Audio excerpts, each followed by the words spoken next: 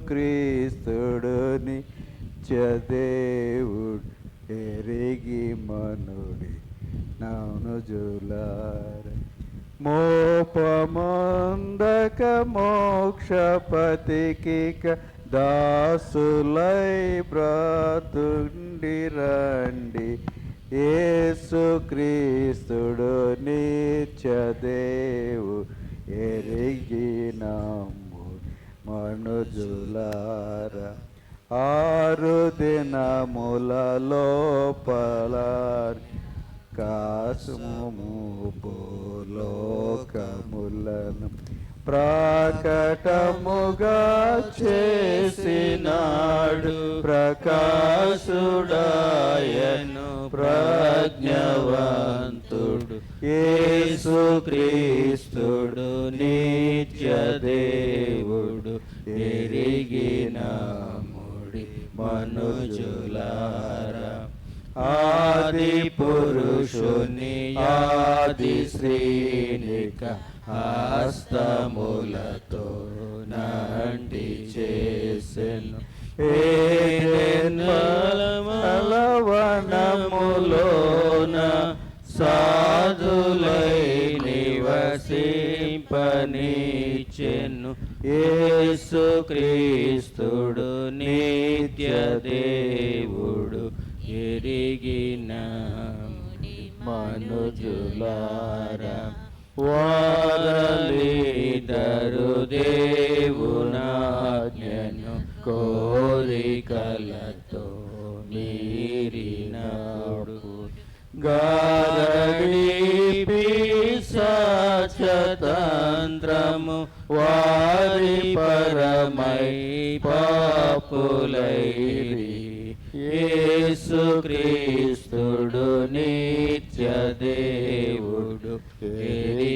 ఎరిగినాముడి మనుజులారా వీరలందరూ వారి సంతతి వేరేలేరి ధరణిలో దుష్కార్యులై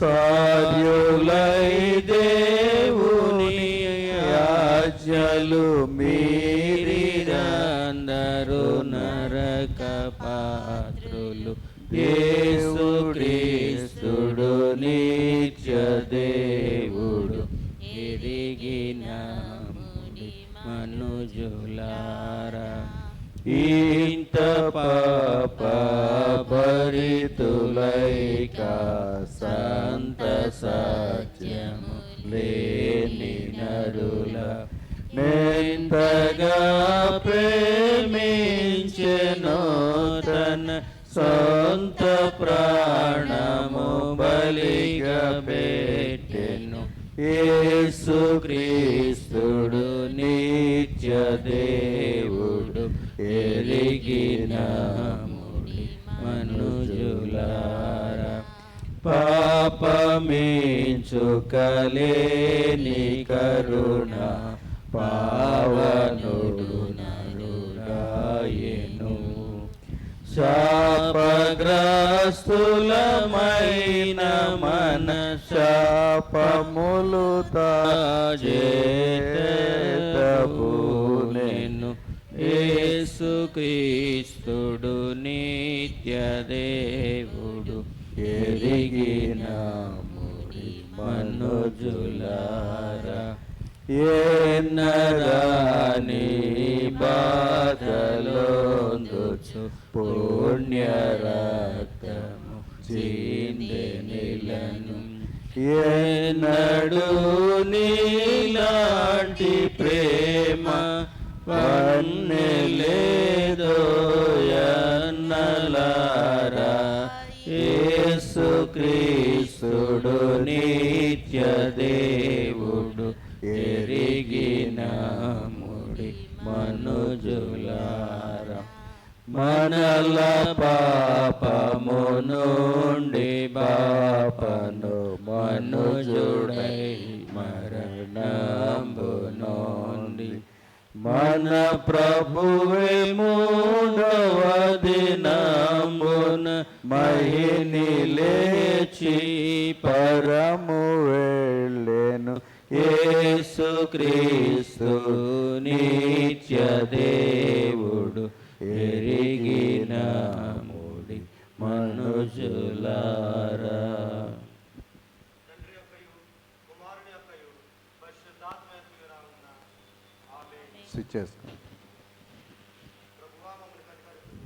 ప్రభువా మమ్మల్ని కనికరించుము.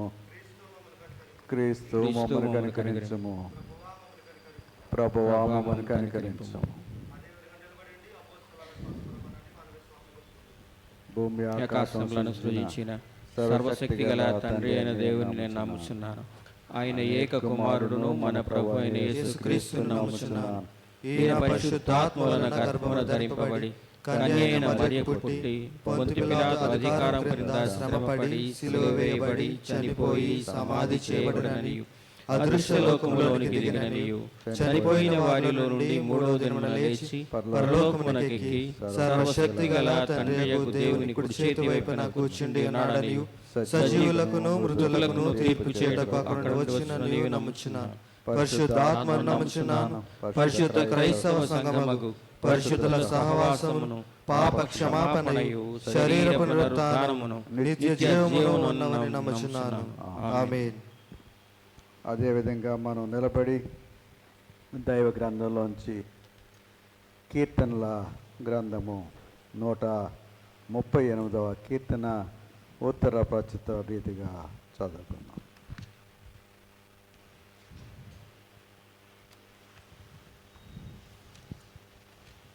కీర్తనల గ్రంథం నుంచి 138వ అధ్యాయం. నేను నా పూర్ణ హృదయంతో నీకు కృతజ్ఞతాస్తుతులు చెల్లించున్నాను. దేవతల ఎదుట నిన్ను కీర్తించెదను. నీ పరిశుద్ధాలయం తట్టు నేను నమస్కారం చేయుచున్నాను. నీ నామమంతటి కంటే నీవిచ్చిన వాక్యమును నేను గొప్ప చేసి ఉన్నావు. నీ కృపా సత్యాన్ని బట్టి నీ నామమును కృతజ్ఞతాస్తుతులు నేను చెల్లించుచున్నాను. నేను మొర్రపెట్టిన దినమున నీవు నాకు ఉత్తరమిచ్చితివి. నా ప్రాణములో త్రాణ పుట్టించి నన్ను ధైర్యపరిచితివి. యెహోవా భూరాజులందరూ నీవు సెలవిచ్చిన మాటలు విని నీకు కృతజ్ఞతాస్తుతులు చెల్లించెదరు. యెహోవా మహాప్రభావం గలవాడని వారు యెహోవా మార్గములను గూర్చి గానం చేసెదరు. యెహోవా మహోన్నతుడైనను, ఆయన దీనులను లక్ష్యపెట్టును, ఆయన దూరం నుండి గర్విష్ఠులను బాగుగా ఎరుగును. నేను ఆపదల్లో చిక్కబడి ఉన్నను, నీవు నన్ను బ్రతికించెదవు. నా శత్రువుల కోపం నుండి నన్ను రక్షించుటకై నీవు నీ చేయి చాపెదవు. నీ కుడి చేయి నన్ను రక్షించును. యెహోవా నా పక్షమున కార్యము సఫలం చేయును. యెహోవా నీ కృప నిరంతరముండును. నీ చేతి కార్యములను విడిచిపెట్టకుము. తండ్రికి కుమారునికి పరిశుద్ధాత్మకు ఆదియందు ఇప్పుడు ఎల్లప్పుడు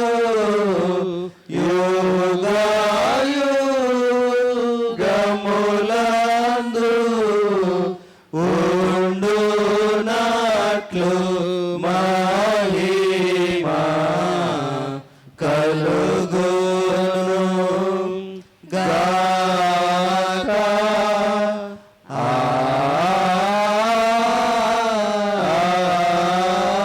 ఆమేన్.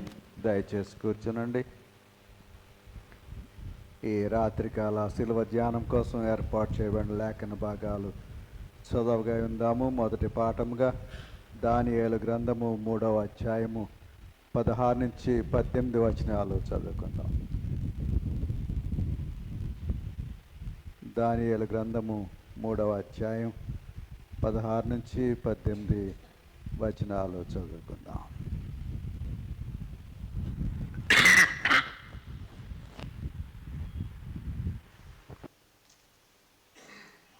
ఈ దినమున కొరకు ఏర్పాటు చేయబడిన పాత నిబంధన పాఠ్యభాగము దానియేలు గ్రంథము 3వ అధ్యాయము 16వ వచనం నుండి 16, 17, 18 వచనాలు.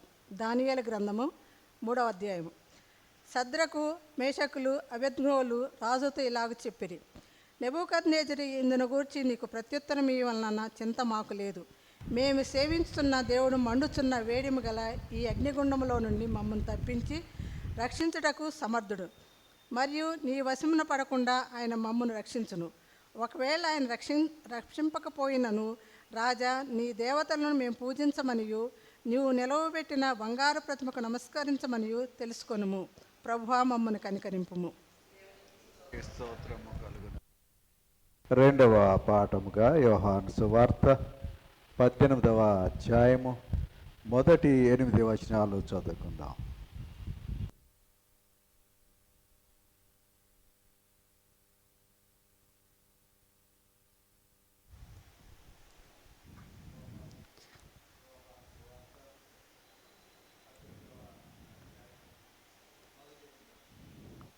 యోహాను సువార్త 18వ అధ్యాయం మొదటి వచన ప్రారంభం. యేసు ఈ మాటలు చెప్పి తన శిష్యులతో కూడా కెద్రోను వాగు దాటిపోయాను. అక్కడ ఒక తోట ఉండెను. దానిలోనికి ఆయన తన శిష్యులతో కూడా వెళ్ళెను. యేసు తన శిష్యులతో పలుమారు అక్కడికి వెళ్ళుచుండువాడు గనుక ఆయనను అప్పగించి యోదాకును ఆ స్థలము తెలిసి ఉండెను. కావున యూదా సైనికులను ప్రధాన యాజకులు పరిసయ్యులు పంపిన బండ్రౌతులను వెంటబెట్టుకుని దివిటీలతోనూ దీపములతోనూ ఆయుధములతోనూ అక్కడికి వచ్చెను. యేసు తనకు సంభవింపబోవునవన్నీ ఎరిగినవాడే వారి యొద్దకు వెళ్ళి, మీరెవరని వెదుకుచున్నారని వారిని అడిగాను. వారు నజరేయుడైన యేసునని ఆయనకు ఉత్తరమిగా, యేసు ఆయనను నేనే అని వారితో చెప్పాను. ఆయనను అప్పగించిన యూదయ వారి యొద్ద నిలుచుండెను. ఆయన నేనే ఆయననని వారితో చెప్పగా వారు వెనుకకు తగ్గి నేల మీద పడిరి. మరలా ఆయన, మీరు ఎవరిని వెదుకుచున్నారని వారిని అడిగాను. అందుకు వారు నజరేయుడైన యేసునని చెప్పగా యేసు వారితో, నేనే ఆయనని మీతో చెప్పితిని గనుక మీరు నన్ను వెదుకుచున్న ఎడల వీరిని పోనీయుడని చెప్పాను. ప్రభువా, మమ్మను కనికరింపు.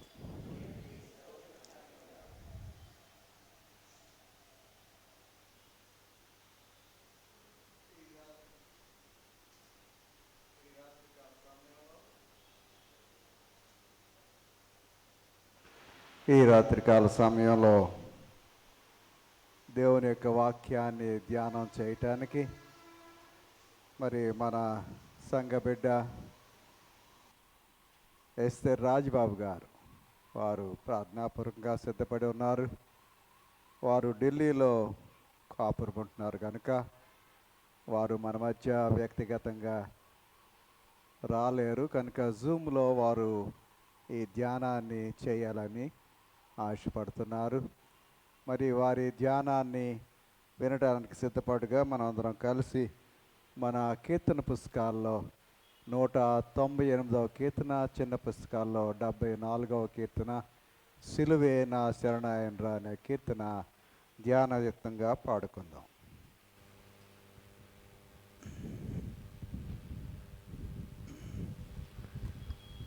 సిలువే నా శరణాయనురా, నీ సిలువే నా శరణాయనురా,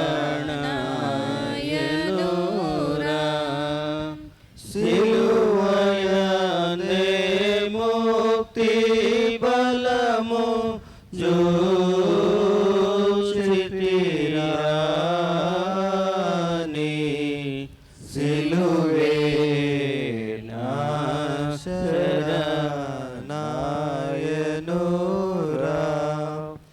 సిలువను వ్రాలి యేసు పలికిన పలుకులందు విలువలేని ప్రేమామృతము గ్రోలితిరా,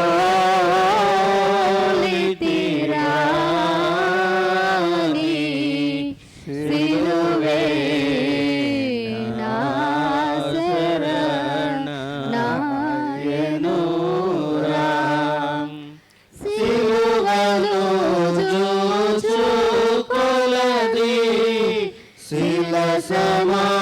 సమానమైన మనసు నలిగి కరిగి నీరగుచున్నదిరా,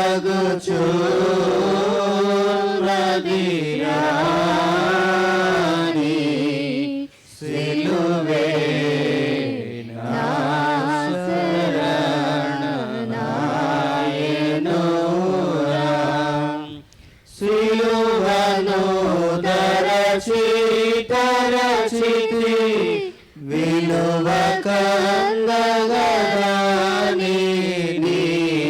కృప కలుషమెల్లను బాపగజాలును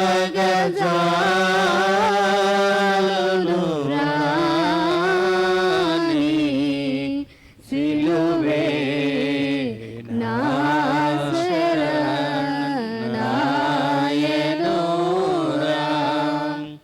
పలువిధ పథములరసి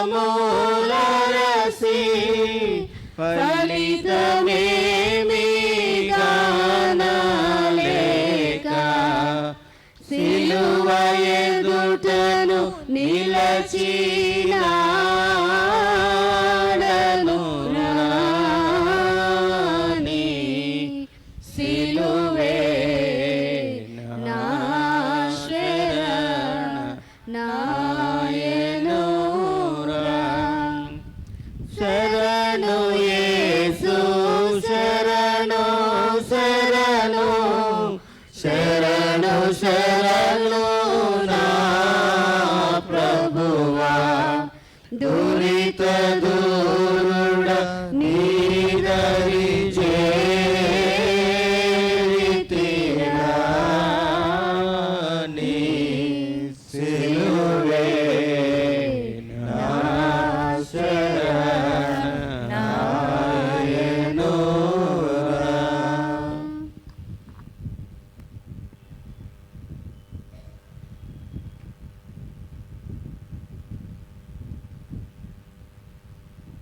మా ప్రార్థన చేసి మొదలు పెట్టండి. పరిశుద్ధుడైన దేవా, ప్రేమ కలిగిన మా తండ్రి, నీకే స్తుతులు స్తోత్రములు చెల్లించుకుంటున్నాను తండ్రి.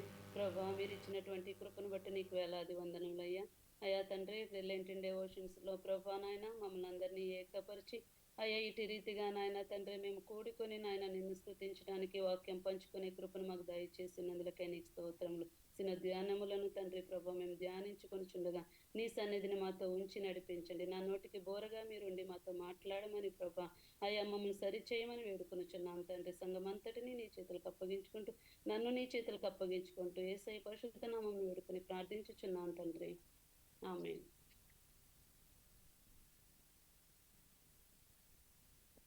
నాకు ఇటువంటి కృపను ఢిల్లీలో ఉన్నప్పటికీ కూడా, అందరికీ దూరంగా ఉన్నప్పటికీ కూడా నన్ను మర్చిపోకుండా నాకు ఈ అవకాశం ఇచ్చినటువంటి సంఘ కాపరి అయిన సునీల్ బానయ్య గారికి నా హృదయపూర్వక కృతజ్ఞతలు తెలియజేస్తున్నానండి. సంఘం అంతటికి నా వందనాలు తెలియజేస్తున్నానండి. నాకు చాలా టెన్షన్గా ఉంది, అంటే చాలా కాలం అయిపోయింది సంఘంలో ఉంది కాబట్టి కొంచెం దయతో క్షమించండి. ఏమన్నా తడబడులు ఏమన్నా జరుగుతాయి కనుక దయతో క్షమించమని వేడుకుంటున్నాను. దానియేలు 3వ అధ్యాయము మనము ఇప్పుడు కొంచెం ధ్యానించుకుందామండి. ముందుగా దానియేలు 3వ అధ్యాయంలో దానియేలు గురించి దానియేలు అంటే దానియేలు అలాగే అతని స్నేహితులు ముగ్గురు షడ్రకు మెషకు అబద్నెగోల గురించి మనం చదువుకుంటాము. అయితే ఈ 3వ అధ్యాయంలో చూసినట్లయితే కనుక ఈ యొక్క స్నేహితులు ముగ్గురు యువకులు, నలుగురు కూడా యువకులే. కానీ వీరు దేవుని ఎడల ఎంత నమ్మకము ఎంత విశ్వాసము కలిగి జీవించారనేది మనము ఈ వాక్యం ద్వారా మనం తెలుసుకుంటాం అన్నమాట.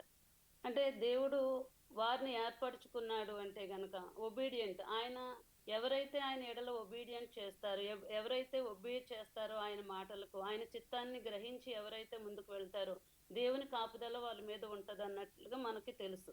క్రైస్తవ బిడ్డలం కాబట్టి ఆ విశ్వాసము, ఎలాంటి విశ్వాసం మనం కనపరచాలి, ఎలా దేవునికి ఒబే చేయాలన్నది మనకి కొత్తగా చెప్పనవసరం లేదండి. కాదంటే వీళ్ళు యవనస్తులు అయినప్పటికీ కూడా దానియేలు అలాగే వీళ్ళు ముగ్గురు కూడా అన్ని రాజుల మధ్యలో వారు ఏ రీతిగా దేవుని మహిమపరిచారు అన్నది ఇక్కడ దీనిలో రాయబడి ఉంటుంది. అలాగే ఇక్కడ వీరి గురించి చూసినట్లయితే షడ్రకు మేషకు అబద్నెగో అనే వారిని గురించి మనం చూసినట్లయితే కనుక వీరు యూదులలో నుంచి రప్పించబడి నెబుకద్నెజరు పరిపాలన కాలంలో రప్పించి వారిని రాజకార్యములను నియమించేవారుగా వారిని ఉద్యోగాల్లో నియమించబడ్డారు. నియమించినప్పుడు వాళ్ళు అక్కడ నెబుకద్నెజరు ఒక ఆజ్ఞను జారీ చేస్తాడు. అంటే నెబుకద్నెజరు ఎలాంటి వాడో మనందరికీ తెలుసు కాబట్టి అంటే కొత్తగా చెప్పాల్సిన అవసరం లేదు. అంటే అంత మూర్ఖుడు మనం ఎక్కడ చూడమేమో అన్నట్టు అనిపిస్తుంది. అటువంటి నెబుకద్నెజరు ఆ యొక్క ఆజ్ఞను జారీ చేసినప్పుడు ఏం జారీ చేశాడు అంటే, అతని ఒక విగ్రహాన్ని, అంటే బంగారు ప్రతిమ ఒక విగ్రహాన్ని 60 మూరలు ఎత్తు 6 మూరలు వెడల్పు కలిగినటువంటి ఒక పెద్ద విగ్రహాన్ని నీ ఏర్పాటు చేసి దానికి ప్రతి ఒక్కరూ కూడా సాష్టాంగ నమస్కారం చేయాలని ఆజ్ఞను జారీ చేశాడు. అయితే అతను ఒక రాజు అయితే ఇంక ప్రజలందరూ అది తప్పకుండా రాజు చెప్పిన ఆజ్ఞను ధిక్కరించడానికి అది లేదు, అవకాశం లేదు అసలు. కానీ అది అటువంటి పనులు చేసినప్పుడు రాజు ఏమైనా చేసుకునే అవకాశం అతనికి ఉంటుంది. కాబట్టి ఇక్కడ రాజు ఆజ్ఞను ప్రజలందరూ కూడా ఓబే చేశారు. రాజు ఏదైతే చెప్పాడో ప్రజలందరూ కూడా, రాజ్యంలో ఉన్నటువంటి ప్రజలందరూ కూడా ఓబే చేసి ఆ యొక్క ప్రతిమను నా సాష్టాంగ నమస్కారం చేసి మొక్కుబడుకోవటం జరిగింది.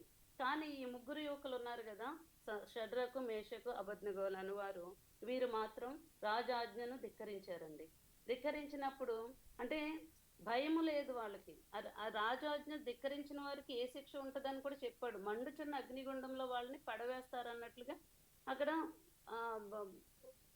ఆజ్ఞ జారీ చేశారు. ఎవరైతే మొక్కుకోరు, ఎవరైతే దానికి నమస్కారం చేయరో, దానిని సాష్టాంగ నమస్కారం చేయకుండా ఉంటారో వారిని మండుచున్న అగ్నిలో వేడిమిలో పడవేస్తారని కూడా వాళ్ళకి ప్రకటించడం జరిగింది. కానీ అసలు అంత భయంకరమైన సిచ్యువేషన్లో వారు ఎలా అయితే, మరి నాకు భయమే అనిపిస్తుంది. మనమైతే ఎన్నో చిన్నదానికి కూడా మనం లొంగిపోతూ ఉంటాము. లోకంలో ఎన్నో జరుగుతున్నాయి, మా చుట్టూ పరిస్థితులు భయంకరంగా ఉన్నాయి. కానీ మనం ఎంతవరకు నిలబడతామనేది ఆలోచించుకుంటే మనకి కష్టంగానే అనిపిస్తుంది. కానీ అటువంటిది యవ్వనస్తులైన వీళ్ళు దేవుని మాటకు ఒబే చేశారు.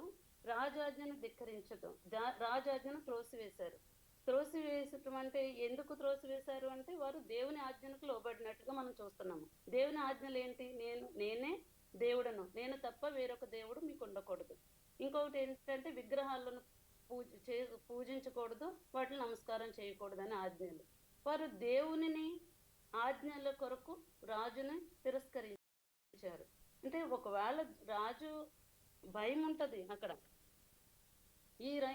ఈ రీతిగా చేస్తున్నాము అంటే వారికి తెలుసు అగ్నిగుండంలో పడవేస్తారని తెలిసి కూడా వారు ఆ రీతిగా ధిక్కరించడం జరిగింది. మిగతా వారందరూ చేసిన పని వీరు ప్రత్యేకించబడిన వారుగానే అక్కడ చూపించుకున్నారు వాళ్ళ దగ్గర. దానియేలు 3వ అధ్యాయము 16వ వచనం 18వ వచనం వరకు చూసినట్లయితే, షద్రకును మేషకును అబేద్నెగోయు రాజుతో ఇలాగూ చెప్పిరి, నెబుకద్నెజరు ఇందును గూర్చి నీకు ప్రత్యుత్తరం ఇయ్యవలనని చింత మాకు లేదు. మేము సేవించుచున్న దేవుడు మండుచున్న వేడిమి గల ఈ అగ్నిగుండంలో నుండి మమ్మను తప్పించి రక్షించుటకు సమర్థుడు. మరియు నీ వశమును పడకుండా ఆయన మమ్మను రక్షించును. ఒకవేళ ఆయన రక్షించకపోయినను రాజా, నీ దేవతలను మేము పూజింపమనియు నీవు నిలువబెట్టించిన బంగారు ప్రతిమకు నమస్కరింపమనియు తెలుసుకొనుము. ఎంత ధైర్యంగా ఒక రాజుని ఈ రీతిగా వాళ్ళు ప్రత్యుత్తరం ఇచ్చారు వాళ్ళకి. అంటే ఒక రాజు చెప్పిన ఆజ్ఞను తిరస్కరించడమే కాక ఆయనకి ఎదురు చెప్పడం జరిగింది. ఏమని చెప్పారు? ఒకవేళ మాకు చింత ఏమీ లేదు, నీ గురించి నీవు ఏమో ప్రత్యుత్తరం ఇవ్వాలని చింత మాకు లేదు. దేవుడు వేడిమి గల ఈ అగ్నిగుండంలో మమ్మల్ని తప్పించుటకు సమర్థుడు. ఒకవేళ తప్పించకపోయినా కూడా, రక్షించకపోయినా కూడా మేము సిద్ధంగా ఉన్నాము అనేసి ఎంత ధైర్యంగా వాళ్ళు చెప్పారనమాట అండి. అంటే దేవుడు తప్పిస్తాడు, ఎలాంటి పరిస్థితుల నుంచినైనా కూడా మనల్ని రక్షించే దేవుడు మన దేవుడు, సమర్థుడు మన దేవుడు. కానీ ఒక అన్యుని దగ్గర అంత ధైర్యంగా వారు చెప్పారు అంటే మాత్రం అది నిజంగా వారు దేవుడు ఇచ్చిన ధైర్యంతో వాళ్ళు అలా నడిపించబడ్డారు. కాబట్టి విశ్వాసంతో నమ్మారు వాళ్ళు. నమ్మకము అంటే విశ్వాసం అనేది మన క్రైస్తవ జీవితంలో చాలా ప్రాముఖ్యత వహిస్తుంది. ఎందుకంటే అబ్రహాము విశ్వాసంకు తండ్రి ఎందుకయ్యాడు అంటే, ఒక్కగానొక్క కుమారుణ్ణి నమ్మి బలిగా ఇవ్వటానికి తీసుకెళ్ళిపోయాడు. దేవుడు ఆజ్ఞాపించాడు, చేయాల్సింది అంతే. అంతే తప్ప 100 సంవత్సరాలకు నాకు కుమారుడిని ఇచ్చావు యేసయ్య, తండ్రి నన్ను 100 సంవత్సరాలకు ఇచ్చావు, కానీ మళ్ళీ నన్ను కుమారుని తీసేసుకుంటానంటున్నావు అని ఎదురు ప్రశ్నించలేదు ఆయన. కాబట్టి మనందరికీ కూడా తండ్రిగా, విశ్వాసానికి తండ్రిగా ఆయన దేవుని ద్వారా ప్రత్యేకించుకున్నాడు. కాబట్టి అటువంటి విశ్వాసము క్రైస్తవ జీవితంలోకి ఎంతో అవసరం. నమ్మకము, నమ్మి ఎవరైతే విశ్వసిస్తారో సమస్తము వాళ్ళకి సాధ్యమవుతుంది. కాబట్టి వీరిని ఎవరైతే వీళ్ళని దేవుడు మనల్ని ఎంతగా ప్రేమిస్తున్నాడంటే ఆయన ఆజ్ఞలకు లోబడి జీవించినట్లయితే మనల్ని కూడా తప్పించే దేవుడు. ఎన్నోసార్లు మన శ్రమలు వచ్చినప్పుడు ఒక్కొక్కసారి మనకి ఎందుకు ఈ శ్రమలు అనుకుంటాము, ప్రార్థన చేస్తాము, కానీ అంత విశ్వాసం మనకు ఉందా లేదా మనకైతే తెలియదండి. అంత విశ్వాసిస్తున్నామా మనం? ఏదైనా పర్వాలేదు తండ్రి, నీ చిత్తమే అని మనం వదిలేయట్లేదు. మాకు ఇలా కావాలి తండ్రి, మాకు ఇవి కావాలి అవి కావాలని మనం ఆప్షన్స్ ఇస్తూ ఉంటాము. కానీ వీళ్ళు అలా చేయలేదు. ఒకవేళ మీరు తీసుకుంటే తీసేసుకోండి, పర్వాలేదు, రక్షించకపోయినా పర్వాలేదు, కానీ మేము ఆ యొక్క విగ్రహాలు అంటే ఈ రోజుల్లో మనకి విగ్రహాలు అంటే ఎన్నో విగ్రహాలు, అవే కాదు, అక్కడ విగ్రహం అంటే మట్టి బొమ్మలనే కాదు, విగ్రహాలు అన్య అన్య ఆచారాలతో మనం జీవిస్తున్నాము. విగ్రహాలను పెట్టుకుని వాటిని మనం పూజిస్తున్నాము. ఎన్నో రకాలైనటువంటి విగ్రహాలను మనం పూజిస్తున్నాము. అంటే వ్యభిచారం ఒకటే పాపము అని కొన్ని కొన్ని ఉంటాయి, మేజర్ థింగ్స్. మేము దొంగతనాలు చేయట్లేదు, వ్యభిచారం అవే కాదండి, చిన్న చిన్న విషయాల్లో కూడా ఎంతగా మోషే గురించి ఆలోచించినప్పుడు ఎంతగా 40 సంవత్సరాలు కష్టపడి వాళ్ళని నడిపించిన ఒక నాయకుడిగా ఉన్నప్పుడు ఒకే ఒక చిన్న తప్పు, ఆ బండను ఒక మాట్లాడమన్నప్పుడు కొట్టినాడు అనేసి అంతగా నడిపించిన దేవుడు కనాను దేశానికి వెళ్ళనివ్వకుండా ఆపేశాడు. అంటే ఎంత వాళ్ళు దేవునిలో మమేకమైపోయి ఉన్నారు, ఎంతలో దేవునిలో నడపబడుతున్నారు. అంటే ఒక్క చిన్నదానికి కూడా వాళ్ళు శిక్షించబడ్డారు. కానీ మనం నిత్యము ఎన్నో తప్పులు ఎన్నో పాపాలు చేస్తూనే ఉంటాము, దేవుని దుఃఖపరుస్తూనే ఉంటాము. కాబట్టి వారికంటున్నటువంటి విశ్వాసము మనము కూడా ఉండటానికి మనం ప్రయత్నించాలి. అంటే అడగాలి దేవుని పరిశుద్ధాత్మ నడిపింపు, విశ్వాసమును దేవుడు మనకు అనుగ్రహించాలని మనం ప్రార్థన చేసుకోవాలి. కాబట్టి ఏమైందంటే ఇక్కడ విసిరేసిన వారు వేడిమికి కాలిపోయారు, వాళ్ళు కాలిపోయి చనిపోయారు. కానీ వీళ్ళు ఒక తల వెంట్రుక కూడా కాలిపోలేదంటండి, ఒక తల వెంట్రుక కాలలేదు. అదేవిధంగా నెబుకద్రెజరు వాళ్ళు ఎవరైతే అక్కడ ఉన్న వారిని అడిగినప్పుడు అక్కడ 4వ మనిషిని మేము చూసాము అంటే, 4వ మనిషి అంటే ఎవరు? దేవుడు వాళ్ళతో, అంటే ప్రతి పరిస్థితిలోనూ దేవుడు వాళ్ళతో ఉన్నాడు. అక్కడ ఆ మంటల్లో 4వ మనిషి ఎవరో కనిపించాడు. పడ్డవారు ముగ్గురే, పడవేసిన వారు ముగ్గురే పడవేశారు, కానీ 4వ మనిషి అక్కడ వాళ్ళకి కనిపించాడు. అంటే దేవుడు వాళ్ళని దగ్గరుండి రక్షించినట్లుగా మనం చూస్తున్నాము. ఇది సాధ్యమేనా అంటే సాధ్యమే, దేవునికి సమస్తము సాధ్యమేనండి. మన తండ్రి అయిన దేవుడికి సమస్తము సాధ్యమే. కాబట్టి ఆయన మీద ఆనుకోవాలి మనము. అయితే నెబుకద్నెజరు ఒక అన్యుడు, ఒక మూర్ఖుడు, ఒక అన్యుడు. అటువంటి వాడిని దేవుడు ఈ యొక్క పరిస్థితి ద్వారా ఎంతగా మార్పు కనిపించిందంటే, ఇక్కడ మనం చూసినట్లయితే ఆయన నోటితో ఒప్పుకున్నాడంటే. నెబుకద్నెజరు ఆశ్చర్యపోయాడంట, ఈ రీతిగా ఇలా జరిగింది, వాళ్ళు ఎవరూ కాల్పబడలేదు, ఒక వెంట్రుక కూడా రాలేదు, కాలిన వాసన కూడా వాళ్ళకి రాలేదు. ఆయన నోటితో ఏమని అంటున్నాడంటే, వీరి దేవుడు పూజార్హుడు, ఆయన తన దూతలను పంపి తనను ఆశ్రయించిన దాసులను రక్షించెను. ఈ విధంగా సమర్థుడకు దేవుడు గాక మరి ఏ దేవుడునూ లేడు. చూడండి, వీరి ద్వారా దేవుడు ఎంత మహిమపరచబడ్డాడు. అంటే అన్యుల మధ్యలో మనం కూడా, మన చుట్టూ అన్యులు ఉంటున్నారు, కానీ మన జీవితాలు మరి ఆర్తి రీతిగా దేవుని మహిమపరిచే రీతిలో మనం ఉంటున్నామా లేదా అనేది కూడా మనము ప్రశ్నించుకోవాలి. అండ్ అలాగే దానియేలు నెబుకద్నెజరు సాష్టాంగ నమస్కారం చేశాడు. అంటే దానియేలుకి, ఒక సామాన్య మానవుడు, ఒక యువకుడైనటువంటి దానియేలుకి సాష్టాంగ నమస్కారం చేశాడు. ఇక్కడేమో వాళ్ళ దేవుడు సమర్థుడు, ఒక దేవుడు, ఇటువంటి దేవుడు ఎవ్వరూ లేరు అనేసి అతని నోటితో ఒక అన్యుడైన రాజుతో ఒప్పిస్తున్నాడు అనమాట. కాబట్టి అందుకే దావీదు భక్తుడు చెప్తున్నాడు, 138 దావీదు కీర్తనలో చూసినట్లయితే, రాజులు యెహోవా 4వ వచనము, 138 అధ్యాయము 4వ వచనము 5వ వచనం చూసినట్లయితే, భూరాజులందరూ నీవు సెలవిచ్చిన మాటలు విని నీకు కృతజ్ఞతాస్తుతులు చెల్లించెదరు. యెహోవా మహాప్రభావం గలవాడని వారు యెహోవా మార్గమును గూర్చి గానము చేయుదురు. ఇక్కడ దావీదు ఇదే చెప్తున్నాడు అనమాట. భూరాజులందరూ సెలవిస్తారు. నిజంగానే తండ్రి దేవుడు ప్రతి మోకాలు, ఈ లోకంలో ప్రతి మోకాలు ఒకరోజు వంగాల్సిందే, ప్రతి నాలుక యెహోవాను స్తుతించాల్సిందే. అది దేవుని కార్యము జరుగుతాయనేసి మనము నమ్ముతున్నాము. కాబట్టి ఇటు రీతిగా అటువంటి మాదిరికరమైన జీవితాన్ని మనం కూడా కలిగి ఉండాలని వాక్యం సెలవిస్తుంది. అట్లాగే 6వ వచనం చూసినట్లయితే, యెహోవా మహోన్నతుడైనను ఆయన దీనులను లక్ష్యపెట్టును. ఆయన దీనులను లక్ష్య పెడతాడు, గర్విష్ఠులను బాగుగా ఎరుగుతాడంట. దీనులను లక్ష్య పెట్టడం అంటే మనము తగ్గింపు జీవితం, మన యేసయ్య ఎలా తగ్గించుకున్నాడో అటువంటి తగ్గింపు జీవితం మనం కలిగి ఉండాలి.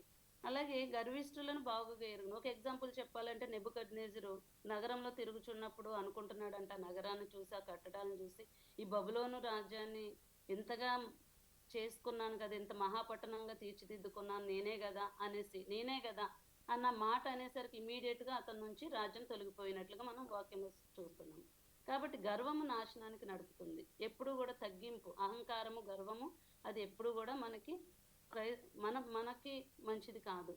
కాబట్టి తగ్గించుకుని దీనత్వం కలిగి ఎవరైతే ఉంటారో ఆయన వలె వారు ఆశీర్వదింపబడతారు. అలాగే 7వ అధ్యాయంలో 7వ వచనంలో చూసినట్లయితే, నేను ఆపదలలో చిక్కుబడి ఉన్నను, నీవు నన్ను బ్రతికించెదవు. నా శత్రువుల కోపం నుండి నన్ను రక్షించుటకై నీవు నీ చెయ్యి చాపెదవు, నీ కుడి చెయ్యి నన్ను రక్షించును. అక్కడ షడ్రక్ మేషక్ అబేద్నెగోలను రక్షించింది ఎవరు? ఆయన కుడి చెయ్యే. నా శత్రువుల కోపం నుండి రక్షించాడు. నీవు నీ చెయ్యి చాపెదవు, నీ కుడి చెయ్యి నన్ను రక్షించును అనేసి, అంటే దేవుని కుడి చెయ్యి అక్కడ రక్షించింది వాళ్ళకు తోడుగా ఉండి వాళ్ళ ముగ్గురిని రక్షించినట్లుగా మనం చూస్తున్నాము. కానీ ఆపదలో ఉన్నప్పుడు మనల్ని వదిలిపెట్టే దేవుడు కాదు మన దేవుడు. కాబట్టి ఆయన మీద ఎవరైతే ఆనుకుంటారో ఆయన పక్షమును కార్యమును, యెహోవా నా పక్షమును కార్యము సఫలం చేస్తాడు. మన కార్యమును సఫలం చేస్తాడు. ఎప్పుడు చేస్తాడు అంటే, ఆయన మీద ఆనుకున్నప్పుడు, ఆయన చిత్తానికి లోబడి జీవించినప్పుడు. కాబట్టి ఇక్కడ యోహాను సువార్తకు వచ్చినట్లయితే, ఇక్కడ యేసుక్రీస్తు వారి గురించి, ఆయన శిలువ గురించిన వాక్యములు మనము చూస్తున్నాము. అయితే యోహాను సువార్త 18వ అధ్యాయము ఇవ్వబడిందండి నాకు. నిన్న రత్నకుమారి గారు చెప్పారు, యోహాను సువార్త 17వ అధ్యాయంలో యేసుక్రీస్తు వారు చేసిన ప్రార్థనల గురించి, ముఖ్య ప్రార్థనలు మూడు ప్రార్థనలు చేసినట్లుగా వివరించారు. దాని తర్వాత 18వ అధ్యాయంలో 1వ వచనంలో చూసినట్లయితే, యేసు ఈ మాటలు చెప్పి తన శిష్యులతో కూడా కెద్రోను వాగు దాటిపోయాను. అక్కడ ఒక తోట ఉండెను, దానిలోనికి ఆయన తన శిష్యులతో కూడా వెళ్ళాను. ఇది వాళ్ళతోటి ఎప్పుడు వెళ్ళేది కెద్రోను వాగు దాటి గెత్సేమనే తోటకు వెళ్ళినట్లుగా మనం చూస్తున్నాం. ఇక్కడ గెత్సేమనే తోటలో ఇక్కడ దీనిలో వివరింపబడింది మార్కు సువార్త 14వ అధ్యాయము 32వ వచనం చూసినట్లయితే, 32 నుంచి చూసినట్లయితే, వారు గెత్సేమనే అనబడిన చోటునకు వచ్చినప్పుడు ఆయన, నేను ప్రార్థన చేసి వచ్చే వరకు మీరు ఇక్కడ కూర్చుండుడని తన శిష్యులతో చెప్పాను. ఇప్పుడు అంటే దీనిలో కొంచెం వివరించబడిందని మార్కు సువార్త 14వ వచనం తీసుకున్నానండి, 14వ అధ్యాయము. అయితే పేతురును యాకోబును యోహానును వెంట పెట్టుకుని మిగుల విభ్రాంతి నొందుటకును చింతాక్రాంతుడగుటకును ఆరంభించాడంట. అంటే ఆయన కూడా మనలాంటి ఒక మానవ స్వభావం కలిగిన వాడే, మనలాంటి వాడే ఆయన కూడాను. కానీ ఏ పాపం లేనివాడుగా జన్మించాడు, ఏ పాపం లేనివాడుగానే సిలువ వేయబడ్డాడు. అయితే అప్పుడు విభ్రాంతి నొందుటకు చింతాక్రాంతుడై అప్పుడు ఆయన, నా ప్రాణము మరణమగునంత దుఃఖములో మునిగి ఉన్నాను, మీరు ఇక్కడ ఉండి మెలకుగా నుండుడని వారితో చెప్పాను. ఎవరితోటి? పేతురు, యాకోబు, యోహాను, ప్రియమైన శిష్యులు. ఆయన ముగ్గురును ప్రియమైన శిష్యులను అక్కడ పెట్టి, మీరు ప్రార్థన చేయడి, నేను ప్రార్థన చేసుకుని వస్తానని వారు చెప్పినప్పుడు వారు ఏం చేస్తారు అంటే నిద్రపోతున్నారు. అంటే దేవుని ఆజ్ఞలకు లోబడకుండా వారు నిద్రమత్తులై ఉన్నారన్నమాట. కానీ ఇక్కడ దేవుడు ఎలా ఉన్నాడు అంటే తండ్రి యొక్క ప్రియ కుమారుడు అయినప్పటికీ కూడా ఒక సామాన్య మానవులే బాధ అనుభవించాడు. ఆయన ప్రాణము మగునంతగా దుఃఖపడ్డాడంట ఆయన. అంటే మనం యేసు ప్రభువు కదా, ఆయనకేం అంత ఉంటుందా అనుకుంటాం. కానీ మనకులాగానే మానవ స్వభావం, సామాన్య మానవుడిగా ఆయన ఈ లోకంలోనికి పంపబడ్డాడు. కాబట్టి అక్కడ ఆయన నేల మీద పడి, నాయన తండ్రి, నీకు సమస్తము సాధ్యము, అయినను నా ఇష్టము కాదు, నీ చిత్త ప్రకారమే కానిమ్ము. ఒక్క క్షణం ఆయనకు అనిపించింది, బాధ భరించలేకపోతున్నాను, నాకు ఇది తప్పించితే బాగుండు అనిపించింది. కానీ ఆయన ఎందుకు వచ్చాడు అనేసి గుర్తుపెట్టుకున్నాడు. ఆయన దేవుని ప్రణాళిక ప్రకారం ఈ లోకంలోనికి తీసుకుని రానిబడ్డాడు ఆయన. కాబట్టి ఒక్క క్షణం ఆయనకు అనిపించింది. ఒక్కొక్కసారి చాలా బాధలు అనిపించినప్పుడు మనకే వస్తుంది, ఏంటి తండ్రి ఇంత భరించలేకపోతున్నాం అనుకుంటా. కానీ ఆయన కూడా అలాగే బాధపడ్డారు. భరించలేకపోయినంత బాధగా, అంటే మరణమన్నంత దుఃఖాన్ని ఆయన భరించాడు అనమాట. భరించి అయినా కూడా నా చిత్తం కాదు, నా ఇష్టం కాదు, నీ చిత్తమే అనేసి ఆయన అంటాడు. ఇంత బాధ వేదనను ఎందుకు భరించాడు అంటే మన రక్షణ నిమిత్తమే ఆయన మనకి అంత బాధను భరించాడు. మన పాపముల నిమిత్తమే ఆయన బాధను భరించినట్లుగా మనం చూస్తున్నాము. హెబ్రీ పత్రిక 12వ అధ్యాయము 2వ వచనంలో చూసినట్లయితే ఈ విధంగా రాయబడి ఉన్నది. ఆయన తన ఎదుట ఉంచబడిన ఆనందము కొరకై అవమానమును నిర్లక్ష్య పెట్టి సిలువను సహించాడు. ఎందుకు భరించాడంటేనండి, దీని తర్వాత వచ్చే ఆనందం ఏంటి? మనం రక్షింపబడటమే ఆయనకు ఆనందం. ఈ లోకంలో మనం పాపం నుంచి విడుదల కలిగించడం కోసమే ఆయన తన ప్రాణాన్ని అర్పించినట్లుగా మనం చూస్తాము. ఈ ఆనందం కొరకైన అవమానమును నిర్లక్ష్య పెట్టి సిలువను సహించాడు. ఎంత గొప్ప ప్రేమ అండి మన మీద ఆయనకి ఉన్న ప్రేమ. ఇదివరకు నేను 10, 12, 15 సంవత్సరాల క్రితం హైదరాబాద్లో నాకు ఒక హిందూ ఫ్రెండ్, ఒక ఆమె పరిచయం, తెలిసిన అమ్మ అడుగుతుంది అనమాట. యేసుక్రీస్తు కాశ్మీర్ వచ్చాడు, కాశ్మీర్ వచ్చి ధ్యానం చేశాడు, అందుకే ఆయనకి నొప్పి కలగలేదు సిలువ వేసినప్పుడు అని. కానీ అప్పుడు నాకు నిజంగాను ఎంత దౌర్భాగ్య స్థితి అంటే, వాక్య జ్ఞానం లేని దానిగా ఉన్నాను. అప్పుడు నేను ఖండించలేకపోయాను. కానీ ఇప్పటికి నేను ఆలోచించినప్పుడు చాలా పశ్చాత్తాపం అనిపిస్తుంది. ఒకవేళ నాకు అంత వాక్య జ్ఞానము, దాని మీద అంత అవగాహన ఉండుంటే చెప్పేదాన్ని కదా అనిపించింది అనమాట. కానీ వారు అన్యులు, వారు ఏమన్నా మాట్లాడతారు, తెలుసో తెలియకో ఏమైనా మాట్లాడతారండి. కానీ మనకు అన్నీ తెలుసు. ఆయన శ్రమలో మనం చిన్నప్పటి నుంచి వింటున్నాము, వందల వేల సార్లు విని ఉంటాం మనం. ఆయన పడిన శ్రమలు కానీ, అవే ఆయన పడిన మన గురించిన ఆ యొక్క శిలువ శ్రమల గురించి ప్రతి సంవత్సరం 40 రోజులైతే ఇవే వింటాము.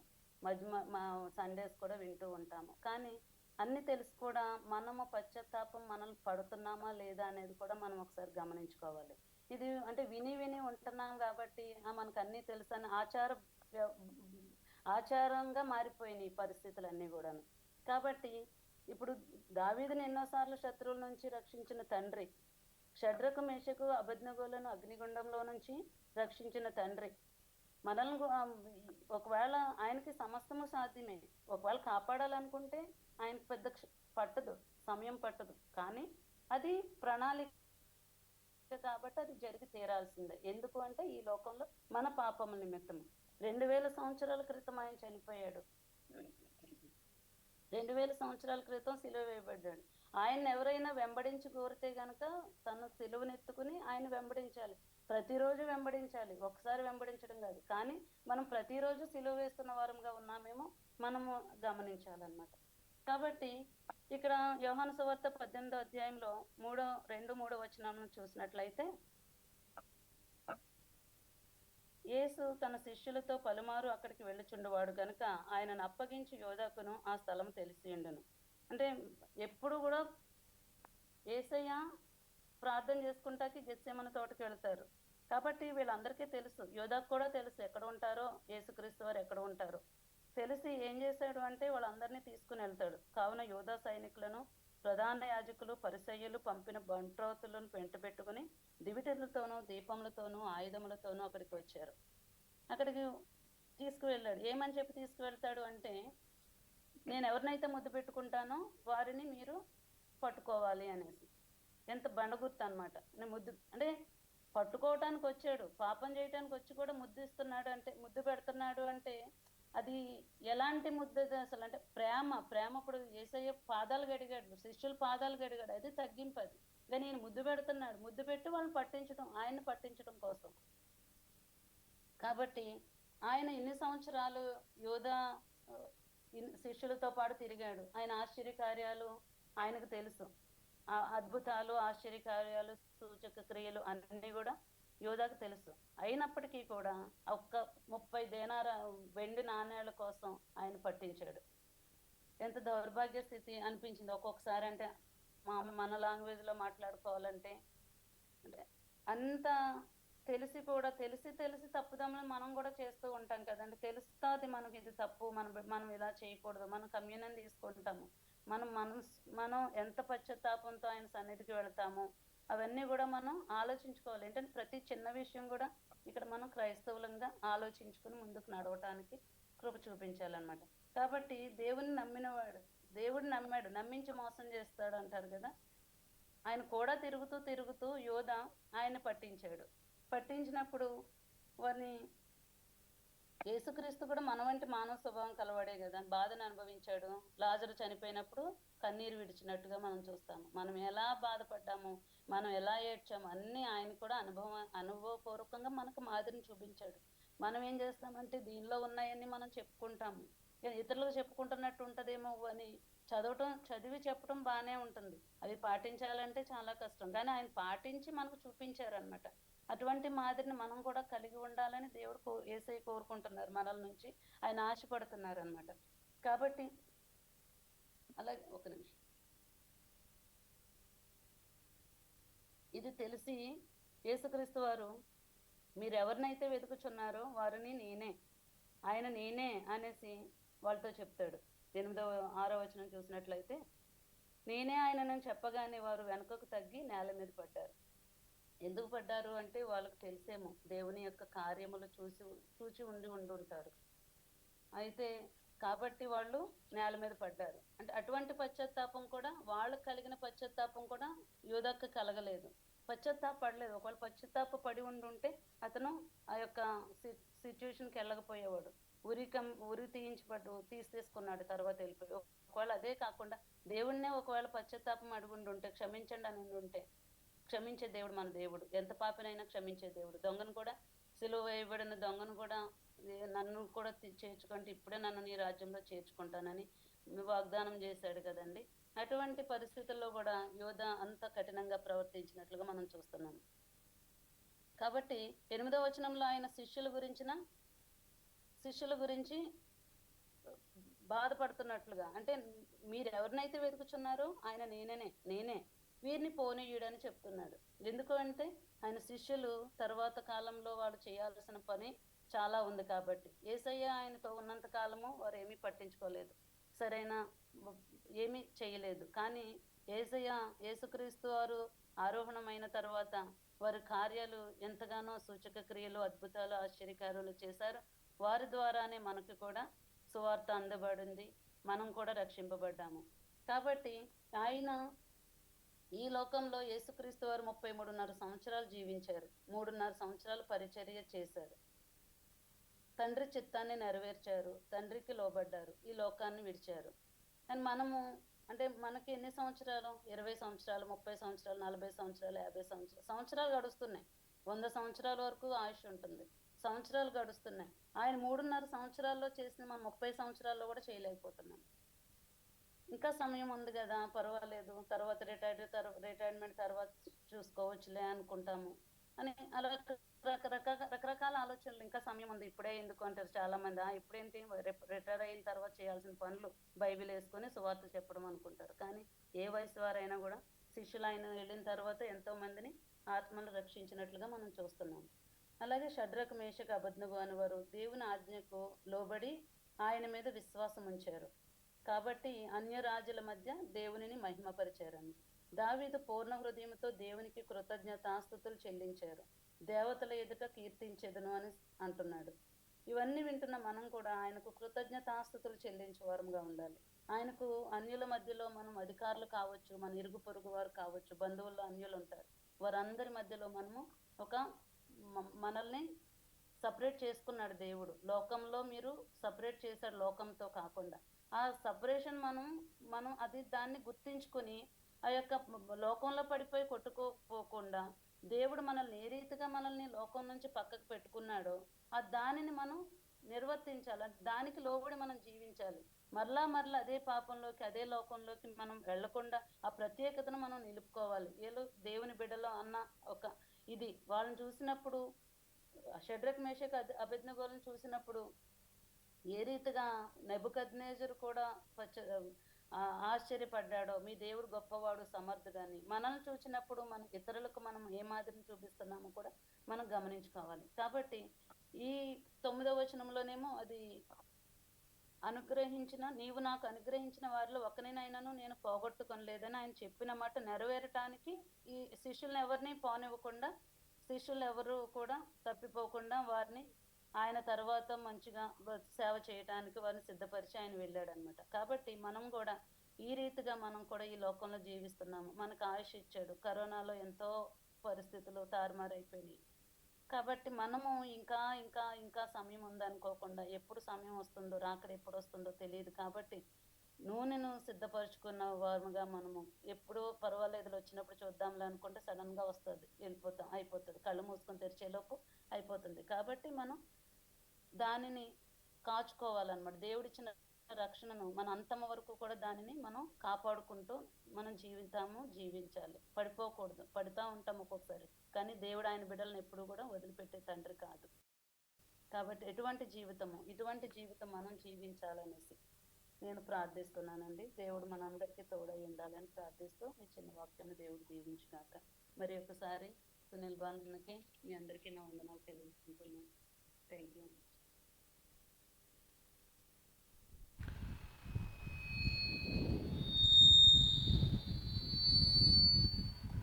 థ్యాంక్ యూ ఎస్ఆర్ రాజ్బాబు గారు. శ్రేష్టమైన ధ్యానాన్ని నడిపించినందుకు మరొకసారి మన సంఘం తరపున వందనాలు చెల్లించుకుంటూ దేవుడు మిమ్మల్ని, మీ కుటుంబాన్ని ఇదే విధంగా బలమైన సాధనంగా వాడుకోవాలని మీ అందరం ప్రార్థన చేస్తున్నాం. Thank you so much. మరి జూమ్లో ఉన్న మన విశ్వాసులకు కూడా వందనాలు. సౌజన్యవాణి గారు, బ్యూలాపాల్ గారు, సాల్మన్ గారు, మరి కేజీఆర్ గారు, కళ్యాణి గారు, రత్నం గారు, నీరజ్ గారు, శశికర్ గారు, మరి వసంత్ కుమార్ గారు, విద్యుల్లత గారు, మీకు అందరికీ నిర్మల గారు ప్రత్యేకమైన వందనాలు చెల్లించుకుంటున్నాం. రేపు తిరిగి యథావిధిగా మన రాత్రికాల శిలువ ధ్యానం 7 గంటలకు ఉంటుంది. రేపటి కాలంలో డాక్టర్ అరవింద్ గారు మన ధ్యానాన్ని నడిపిస్తారు. వారి కోసం ప్రార్థన చేయమని మనం చేస్తున్నాను. అలాగే ఒక ప్రేయర్ రిక్వెస్ట్ నేను మర్చిపోయాను. మన మంజులు గారు వియంకరాలు జయప్రద గారి కుమారుడు, వారి గురించి ప్రార్థన చేయమని ఆ ప్రేయర్ రిక్వెస్ట్ ఉంది. ఆ ప్రేయర్ రిక్వెస్ట్ మీ ప్రార్థనలో జ్ఞాపకం చేసుకోండి. మరి ఈ రాత్రికాల సమయంలో ఈ ఆరాధన అయిన తర్వాత మనకు స్నాక్స్ స్పాన్సర్ చేసిన వారు ఎస్ఆర్ రాణి గారి కుటుంబం, వారికి కూడా ప్రత్యేకమైన వందనాలు చెల్లిస్తున్నాను. తిరిగి రేపటి సాయంకాలం రాత్రి 7 గంటలకు. కరెంటు ఒక ఫేజు లేదు కనుక లిఫ్టు మన స్నాక్స్ అయ్యేటప్పటికి వస్తే దేవునికి స్తోత్రం, లేకపోయినా కూడా దేవునికే స్తోత్రం. ఎందుకంటే మంచి ఎక్సర్సైజ్ కిందకి దిగి వెళ్ళటం. ఎప్పుడు నడవనోళ్ళు, మెట్లు ఎక్కినోళ్ళు ఆ ఎక్సర్సైజ్ మీకు ఆరోగ్యాన్ని ఇస్తుంది. అది గమనించమని మీకు మనవి చేస్తూ ఉన్నాను. ప్రత్యేకమైన పాట ఆండ్రూ పాల్ గారు వచ్చి పాడి వినిపిస్తారు.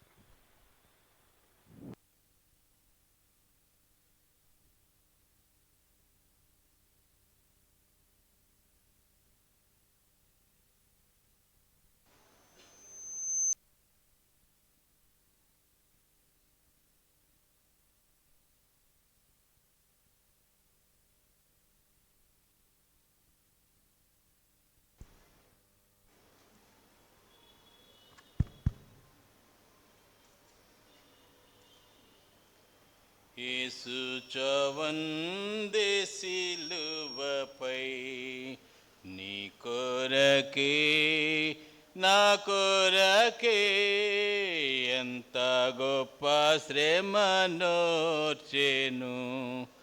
నీ కొరకే నా కొరకే నది వాలే యేసు రక్తము సిలువలో నుండి ప్రవహించే.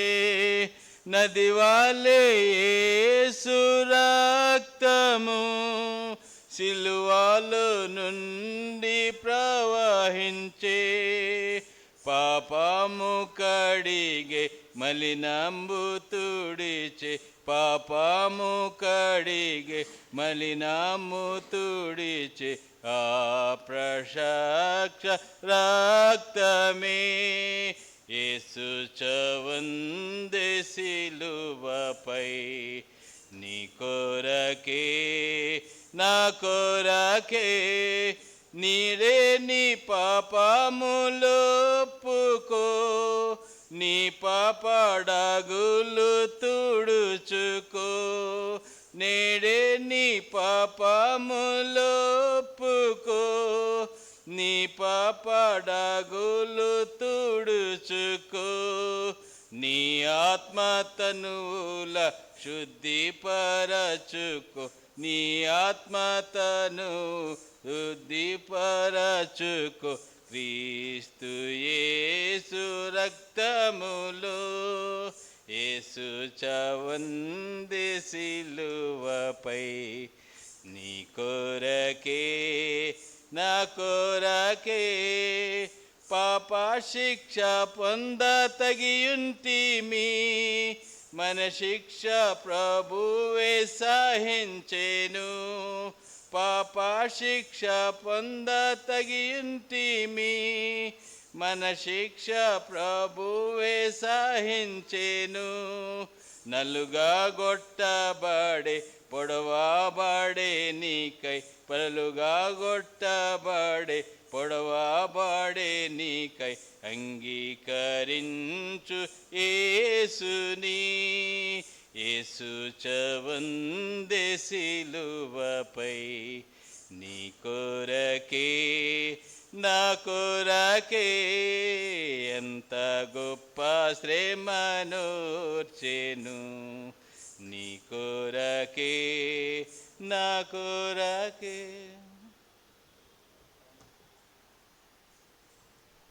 థ్యాంక్ యూ ఆండ్రూ పాల్ గారు. ఎవరైనా మనల్ని ప్రార్థనలో నడిపిస్తారా?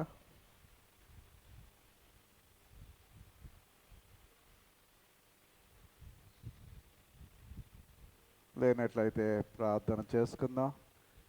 మరి 10th క్లాస్ ఎగ్జామినేషన్స్ రాస్తున్నవారు మన సంజయ్ నోయల్ గారి కుమారుడు సుజిత్ రాస్తున్నాడు. ఇంకా మనకు తెలిసిన పిల్లలు అనేక మంది రాస్తున్నారు. వారిని ప్రార్థనలో జ్ఞాపకం చేసుకుందాం. మరి జయప్రద గారి కుమారుని ప్రార్థనలో జ్ఞాపకం చేసుకుందాం. లేచి నిలబడి మనందరం ప్రార్థన చేసుకుందాం.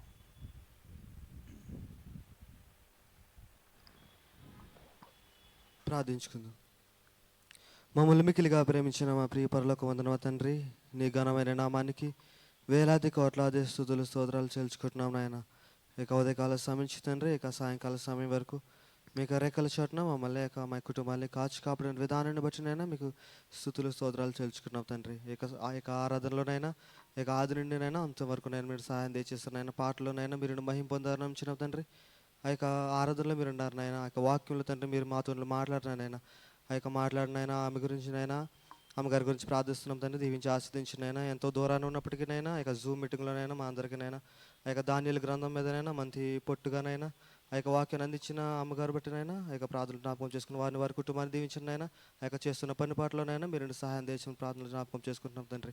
ఈ యొక్క సమయంలోనైనా ఈ యొక్క సంఘంలో చేరొచ్చిన ప్రతి ఒక్క బిడ్డ గురించినైనా పేరు చెప్పినైనా ప్రార్థనలు జ్ఞాపకం చేసుకుంటున్నాం తండ్రి. ప్రతి ఒక్కరిని దీవించి ఆస్వాదించినైనా వారు చేస్తున్న పని పాటలో దీవించి ఆస్వాదించి నడుచున్నాం తండ్రి. వారినైనా ఏ అవసరాలు బట్టినైనా మీకు పాసను చేరున్నారని మాకైతే తెలియదు కానీ తండ్రి, అన్ని అవసరతలను అన్ని అక్కర్లోనైనా ముందుగా తెలిసిన దేవా, ప్రతి అక్కరనైనా ప్రతి అవసరాలను మీ యొక్క పాదాల చెంత పెడుతుండగా తండ్రి. ప్రతి అక్కరనైనా ప్రతి ఆశీర్వాదం దయచేయమని ప్రార్థిస్తున్నాం తండ్రి. స్థుతులనైనా అలాగనైనా మా యొక్క సంఘంలో నుంచి తండ్రి ఆ యొక్క అనేక మందినైనా ఇక 10th క్లాస్ ఎగ్జామ్స్నైనా బిడ్డలు రాస్తున్నారనైనా ఆ యొక్క రాస్తున్న ప్రతి ఒక్క బిడ్డకినైనా ఆ యొక్క మీ యొక్క జ్ఞానాన్నైనా బిడ్డలకు అనుగ్రహించిన ప్రార్థనలు జ్ఞాపకం చేసుకున్నాం తండ్రి. వారినైనా పరీక్ష రాస్తుండే కదండి, ఆ యొక్క వారినైనా ఆ యొక్క పెన్నులోనైనా వారి హృదయంలోనైనా వారి మనసులో తండ్రి ఆ యొక్క బ్రెయిన్లోనైనా మంచినైనా జ్ఞానాన్ని నింపినైనా వారి ఎగ్జామ్ బాగా రాయడానికైనా మీరే కృపదయచేయమని ప్రార్థన జ్ఞాపకం చేసుకుంటాం తండ్రి. స్థుతులనైనా అలాగనైనా మా యొక్క సన్నిధిలోనైనా ఉన్న ఒక పెద్దవారి గురించినైనా ఆ యొక్క సీనియర్ సిటిజన్స్ గారి గురించి నేను ప్రార్థిస్తున్నాం తండ్రి. స్థుతులు స్తోత్రాలైనా వారిని దీవించి ఆస్వాదించినైనా వారినైనా ఇక వృద్ధాప్యంలో ఉండగా తండ్రి వారికి కూడానైనా శక్తిని బలాన్ని ఆరోగ్యాన్ని దయచేయమని నడుచున్నాం తండ్రి. స్థుతులనైనా మీకు గాయపడిన హస్తంతోనైనా ముట్టినైనా మంచి స్వస్థత దయచేయమని నడుచున్నాం తండ్రి. స్థుతులనైనా ఇక మా సన్నిధిలో కూడానైనా ఇప్పుడైతేనైనా కొంచెం అయితేనైనా ఆ యొక్క ఎలక్ట్రిసిటీలోనైనా కొంచెం అయితేనైనా ఆ యొక్క అడ్డంకులు అయితే ఉన్నాయి తండ్రి, ఆ యొక్క అడ్డంకులనైనా తీసివేయమని అడుగుచున్నాం తండ్రి. ఈ యొక్క ఆరాధన అయినా అనంతరం తండ్రి ఆ యొక్క వెళ్ళడానికైనా మంచి సదుపాయాన్నైనా మీరు అనుగ్రహించడం ప్రాణులు జ్ఞాపకం చేసుకుంటున్నాం తండ్రి. స్తుతులు స్తోత్రాలైనా అదేవిధంగా ఈ యొక్క వాక్యంనైనా ఇక వారంలో తండ్రి ఇక వాక్యంనైనా అందిస్తున్న తండ్రి, ప్రతి ఒక్క బిడ్డలోనైనా మీరుండి నడిపించినైనా ప్రతి ఒక్కరికి మీ యొక్క జ్ఞానాన్ని అనుగ్రహించి తండ్రి, వారు మీ యొక్క వాక్యాన్ని వారు అందించడానికి కృప దయచేసి ప్రార్థనలు జ్ఞాపకం చేసుకున్నాం తండ్రి. అదేవిధంగా మా యొక్క సంఘంలో తండ్రి యొక్క కన్ఫర్మేషన్ ఇచ్చుకోవడంనైనా చాలా బిడ్డలనైనా వారైతే ఎదురు చూస్తున్నారు తండ్రి, ప్రతి ఒక్క బిడ్డను గురించి ప్రార్థనలు జ్ఞాపకం చేసుకుంటున్నాం తండ్రి. దినవలనైనా ఆ యొక్క ముందుగా వస్తున్నప్పటికీనైనా ప్రతి ఒక్కరినైనా రోజు రోజుకినైనా మీ యొక్క వాక్యాన్ని విని తండ్రి, ఆ యొక్క వాక్యానుసారంగానైనా రోజు రోజుకి వారి యొక్క అవసరతలైనా వారి యొక్క ఆలోచనలైనా వృద్ధిపరచుకోవడానికి మీకు పాదాల చెంత చేరడానికైనా ఆ యొక్క కృపను అనుగ్రహించి ప్రార్థనలు జ్ఞాపకం చేసుకుంటున్నాం తండ్రి. మా యొక్క సంఘంలోనైనా ఆ యొక్క కోయర్ గురించినైనా అదేవిధంగా తండ్రి ప్రతి ఒక్క బిడ్డల గురించినైనా ఆ యొక్క సంవత్సరం ప్రతి ఒక్క విషయం గురించి ప్రార్థనలు జ్ఞాపకం చేసుకున్నాం తండ్రి. వారిని దీవించి ఆస్వాదించిన వారి చేయ పని పట్ల కూడా మీరే తోడుండి ముందుకు నడిపించమని అడిచినాం తండ్రి. ఈ యొక్క సంఘంలో తండ్రి ఆ యొక్క మా సంఘానికి స్పాన్సర్ చేసిన ఆ యొక్క స్నాక్స్ స్పాన్సర్ చేసిన కుటుంబాన్ని దీవించి ఆస్వాదించినైనా వారి చేయ పని పట్ల సహాయం దేశం ప్రార్థన చేస్తున్నాం తండ్రి. ఈ యొక్క సమయంలో మీకు ఆరాధన ముగించుకుని ఎవరి గృహం చింతకు వారు వెళ్తుండగా మీకు పరలోక దీవెనలు ఆశీర్వాదాలు మా యొక్క కుటుంబానికి దయచేసి మీరే మహిమ పొందమని యేసు అతి పరిశుద్ధ నామమున వేడి ప్రార్థిస్తున్నాము తండ్రి, ఆమేన్. పరలోకమందున మా తండ్రి, నీ నామము పరిశుద్ధపరచబడును గాక, నీ రాజ్యం వచ్చును గాక, నీ చిత్తము పరలోకమందు నెరవేర్చినట్లు భూమి యందును నెరవేరును గాక. మా అనుదిన ఆహారం నేడు మాకు దయచేయము, మా ఇళ్ళ అపరాధం చేసిన వారిని క్షమించిన ప్రకారం అపరాధం క్షమించు, శోధనలు తేక దుష్టులు తప్పించమని. రాజ్యము శక్తియు మహిమ నిరంతరము నీవేనావు తండ్రి, ఆమేన్. మన తండ్రి అయిన దేవుని ప్రేమ, ప్రభు అయిన యేసుక్రీస్తు వారి కృప, పరిశుద్ధాత్మ యొక్క నేను సహవాసము ఇప్పుడు ఎల్లప్పుడు సదాకాలం మీకు తోడైనను గాక, ఆమేన్.